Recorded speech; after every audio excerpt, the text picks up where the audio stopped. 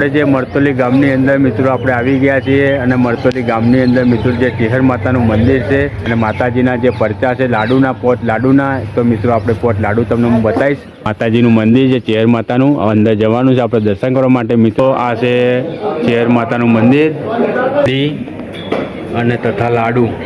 માતાજીને તમારે ચડાવવો હોય તો અહીંથી લઈ શકો છો તમે. પ્રવેશ દ્વાર માતાજીનો જો હજુ મિત્રો પોટ લાડુ બગડ્યા નથી, હજુ એવા ને એવા છે. જો